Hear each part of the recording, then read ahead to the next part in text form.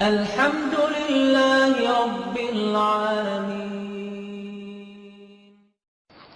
اللہ کے حبیب پاک صلی اللہ علیہ وسلم ایک مرتبہ اپنے حجرہ شریفہ میں ہیں، بخاری شریف اور مسلم شریف کی روایت ہے، کافی دیر ہو گئی،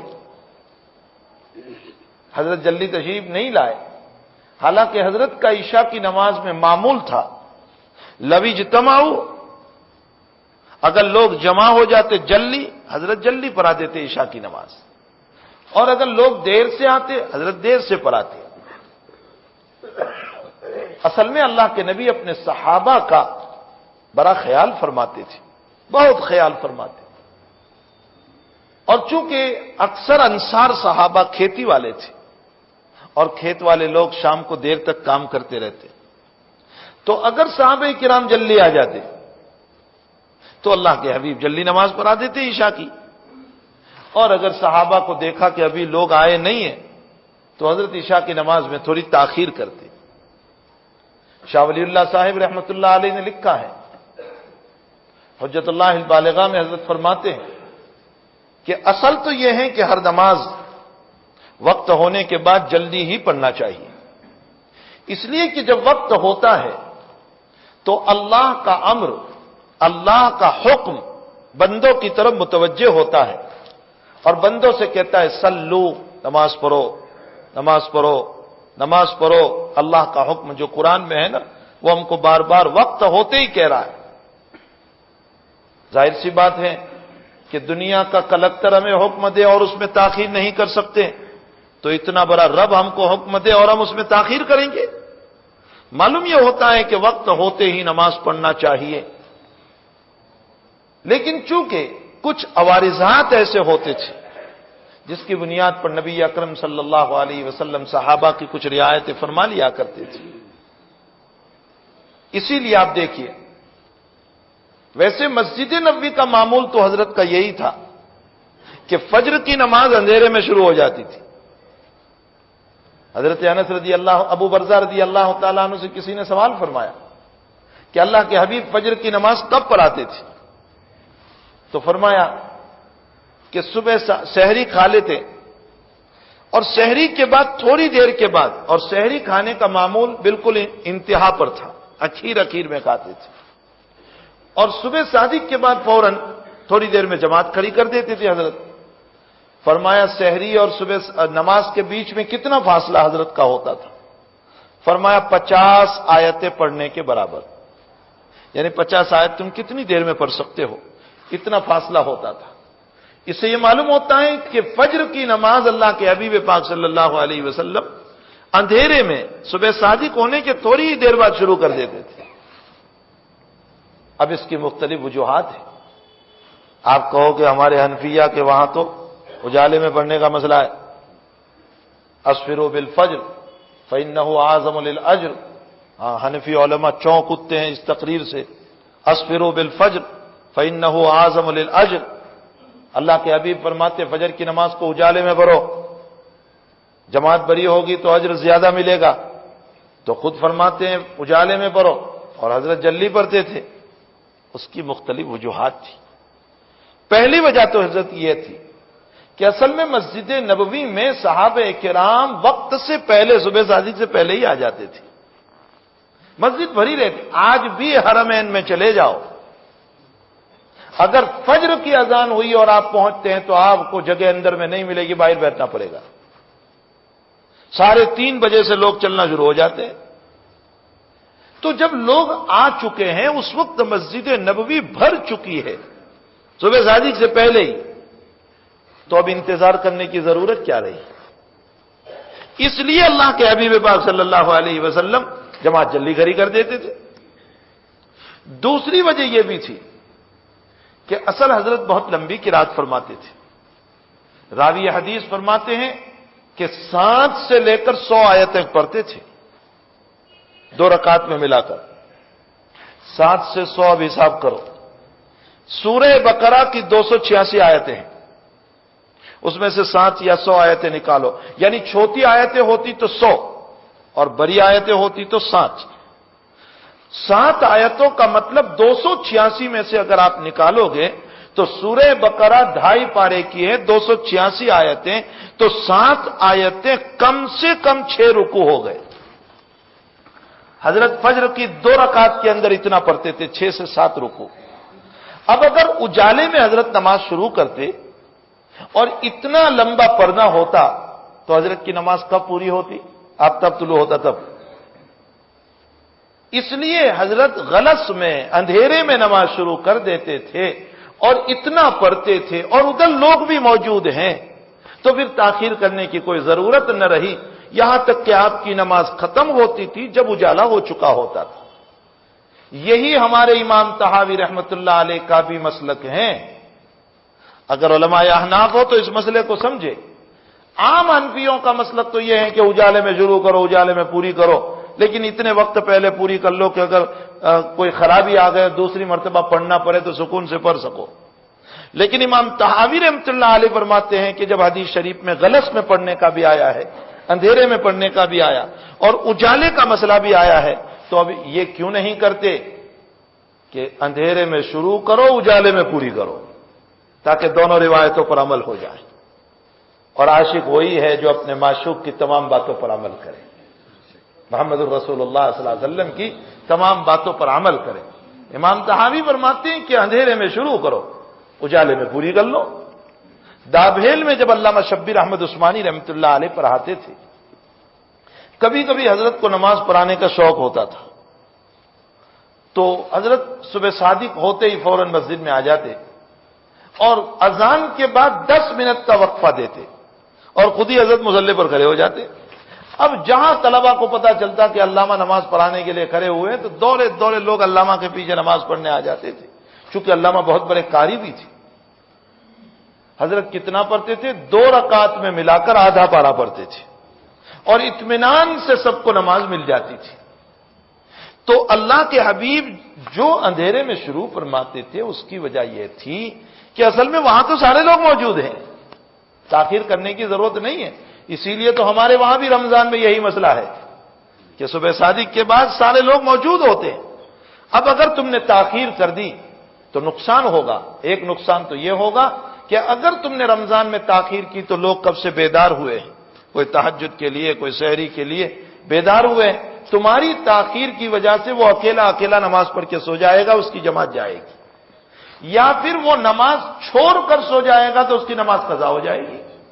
تو رمضان میں وہی ہمارے وہاں معمول ہونا چاہیے جو مسجد نبوی کا معمول تھا کہ جہاں لوگ موجود ہیں اندھیرے میں پڑھ لو، کوئی حرج نہیں ہے۔ ورنہ خود حضور کے زمانے میں بھی یہ ملتا ہے کہ صحابہ اسفار میں نماز پڑھتے تھے، اجالے میں نماز پڑھتے تھے۔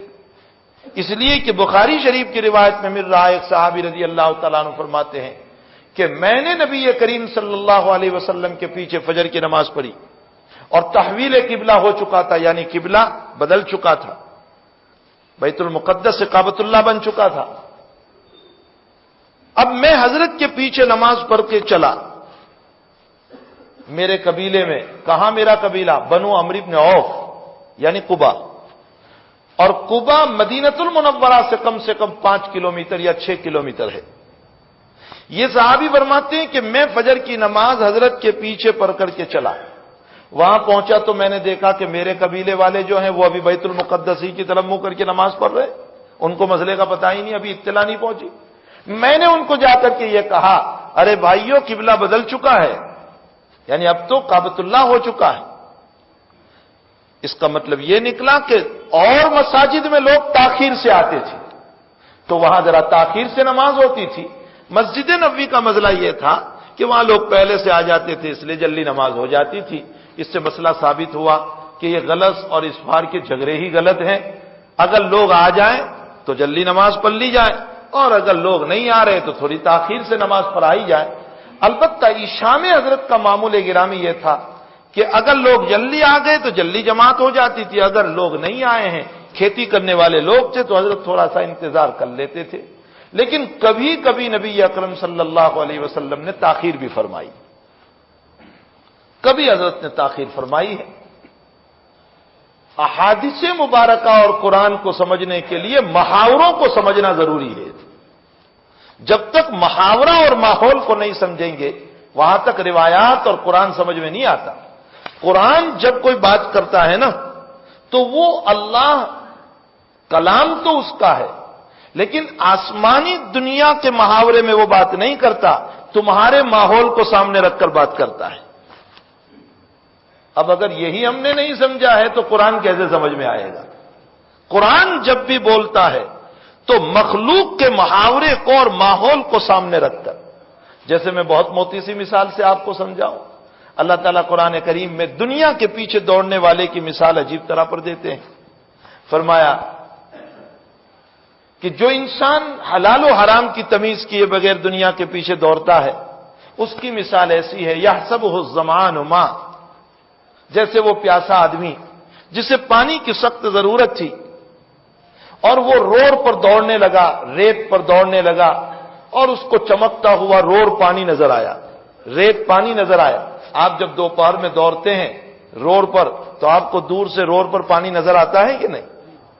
حالانکہ وہ پانی نہیں ہوتا ہے، وہ تو روڑ چمک رہا ہے، وہ دھوپ چمک رہی ہے۔ پیاسا وہاں پہنچا کہ یہ پانی ہے، لیکن وہاں پہنچا تو وہ تو کچھ نہیں، وہ تو دھوپ تھی، روڑ چمک رہا ہے۔ پھر آگے دیکھا کہ پانی ہے، وہاں دوڑا، کچھ بھی نہیں، وہی روڑ چمک رہا تھا۔ دوڑتے دوڑتے شام ہو گئی، آفتاب پیلا پڑ گیا، شام ہو گئی تو روڑ کا چمکنا بھی بند ہو گیا، اب پانی نظر نہیں آتا۔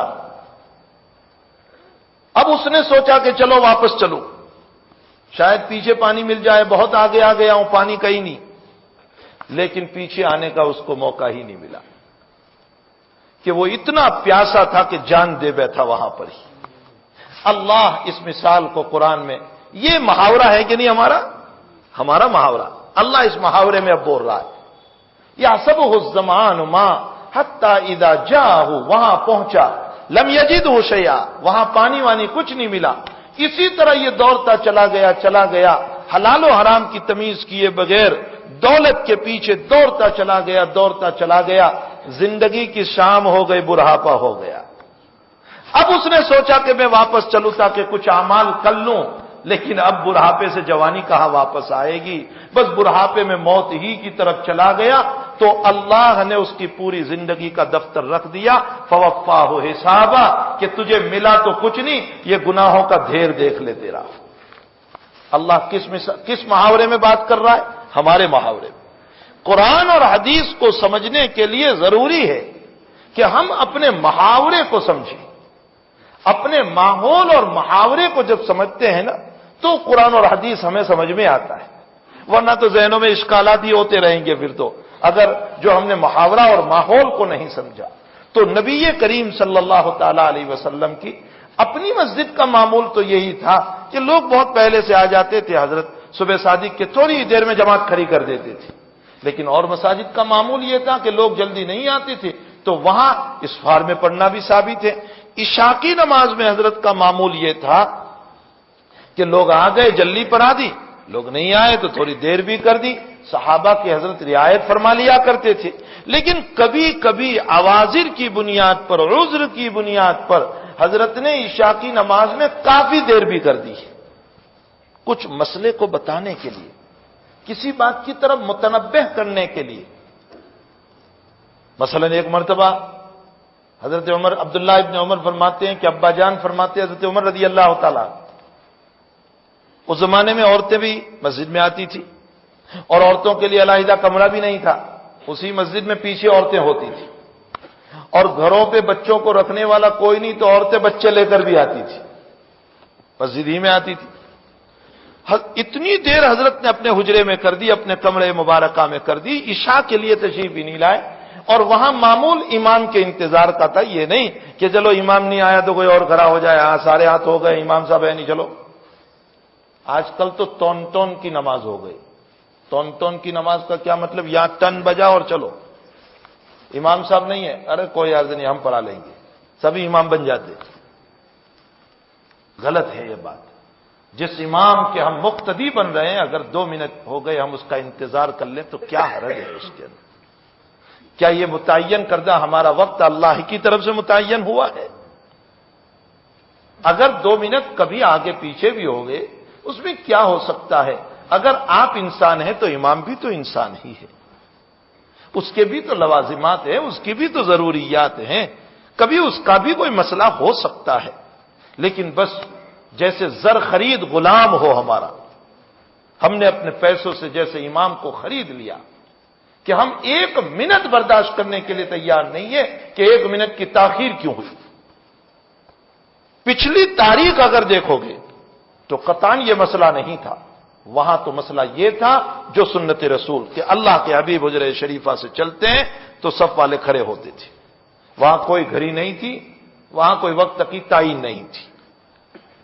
ہمیں بھی یہی ہونا چاہیے۔ امام کو ہم نے جب امام بنایا، اپنا مقتدا بنایا، اور امام کا مقام کتنا، ترمذی شریف کی روایت ہے الامام الضامن، دنیا میں قیدی کی کوئی ضمانت لیتا ہے تو زندگی بھر ہم اس کا احسان نہیں بھولتے کہ بھائی یہ تو میرا ضامن بنا تھا اور اسی کی وجہ سے مجھے نجات ملی، رہائی ملی۔ تمہاری تمام نمازوں کی ذمہ داری امام لے رہا ہے، پوری نماز کی ذمہ داری امام لے رہا ہے۔ وہ یوں کہہ رہا ہے تو قرات بھی نہ کر لینا، میں کر لوں گا۔ وہ یوں کہہ رہا ہے کہ میں تجھے سکون سے رکوع میں بھی لے چلوں گا، سجدے میں بھی لے چلوں گا، میں تجھے اطمینان سے نماز پڑھاؤں گا۔ تو جس امام نے میری پوری ذمہ داری لے لی، اور اللہ کا نبی کہہ رہا ہے کہ الامام ضامن، امام تمہاری نمازوں کا ضامن ہے، جس امام کو اتنا بڑا مقام ملا ہم اس کو اپنا زر خرید غلام سمجھتے کہ ہمارا 2000 کا غلام ہے، 3000 کا غلام ہے۔ یہ غلط ہے۔ علماء کی عزت کرنی چاہیے۔ امام نووی رحمۃ اللہ علیہ مستقلاً اس پر ایک باب لائیں گے، علماء کی عزت کرنا چاہیے۔ بلکہ امام غزالی نے لکھا ہے کہ جنہوں نے علماء کی قدر کی اور علماء کی عزت کی، اللہ ان کی نسلوں میں علماء پیدا فرماتے ہیں۔ یہ بہت بڑی دولت ہے، صالحین پیدا فرماتے ہیں، نیک لوگ پیدا فرماتے ہیں۔ تو حضرت عمر رضی اللہ تعالی، اللہ کے حبیب پاک صلی اللہ علیہ وسلم ایک مرتبہ اپنے حجرہ شریفہ میں کافی دیر کر دی، جلدی تشریف ہی نہیں لائے۔ حضرت عمر رضی اللہ تعالیٰ عنہ دروازے پر گئے، دستک دی اور فرمایا یا رسول اللہ صلی اللہ علیہ وسلم نام النساء والصبیان، اللہ کے حبیب انتظار کرتے کرتے عورتیں بھی سو گئی اور بچے بھی سو گئے، یعنی مسجد ہی میں، اور اللہ کے حبیب صحابہ بھی جھونکے کھا رہے ہیں۔ اس کا مطلب یہ نکلا کہ کافی دیر ہو چکی تھی۔ کتنی دیر ہو چکی تھی؟ ثلث لیل، یعنی 1/3 رات گزر چکی تھی، 1/3 رات۔ اب اللہ کے حبیب تشریف لائے، نماز پڑھائی۔ حضرت اس وقت غسل فرما کر تشریف لائے تھے۔ حضرت عمر فرماتے پانی ٹپک رہا تھا، حضرت نے نماز پڑھائی۔ حضرت عمر رضی اللہ تعالیٰ عنہ اللہ کے حبیب پاک صلی اللہ علیہ وسلم کے اس وقت کے عمل کو بھی بیان کر رہے ہیں پریکٹیکلی طور پر۔ فرمایا آقا نے نماز پڑھائی اور ہماری طرف متوجہ ہوئے، اور آپ کے دونوں ہاتھ یوں تھے اور آپ نے اپنے سر پر یوں پھرائے، یوں پھراتے جا رہے تھے اور پانی پیچھے نکلتا جا رہا تھا، چونکہ آپ کے بال بڑے تھے، وفرا لما جمہ جو بال کے طریق ہیں رکھنے کے، اور پھر یوں ہاتھ کیا اور اپنی داڑھی کے اندر سے بھی پانی جھڑکا، اور یوں کرتے جا رہے ہیں اور اللہ کے حبیب ساتھ ساتھ بولتے جا رہے ہیں کہ یہ عشاء کی نماز جو ہے وہ تمہارے علاوہ کوئی انتظار نہیں کرتا ہے۔ کیا مطلب کوئی انتظار نہیں کرتا؟ مطلب یہ نماز تمہارے علاوہ اللہ نے کسی کو نہیں دی ہے۔ عیسائیوں پر عشاء کی نماز نہیں تھی، یہودیوں پر عشاء کی نماز نہیں تھی، فرمایا یہ نماز صرف میری امت کو دی ہے اللہ نے۔ اور ظاہر سی بات ہے کہ جو کسی کا محبوب ہوتا ہے نا، تو محبوب کے لیے تو اچھی چیز ہی چھپا کر رکھی جاتی ہے۔ اللہ کے محبوب ہیں نبی کریم صلی اللہ علیہ وسلم، تو اللہ کے حبیب کے لیے عشاء کی نماز کو اللہ نے چھپا کر رکھا، اور جب یہ امت آئی تو عشاء کی نماز دے دی۔ اب آپ کہو گے اس میں کیا محبوبیت ہے؟ ارے بھائی محبوبیت یہ ہے، میرا نبی یہ کہہ رہا ہے کہ جو عشاء کی نماز پڑھ کر سو گیا اور رات میں موت ہو گئی تو قیامت تک خاتمہ بالخیر میں شمار ہو جائے گا۔ یہ بہت عظیم الشان نماز ہے عشاء کی۔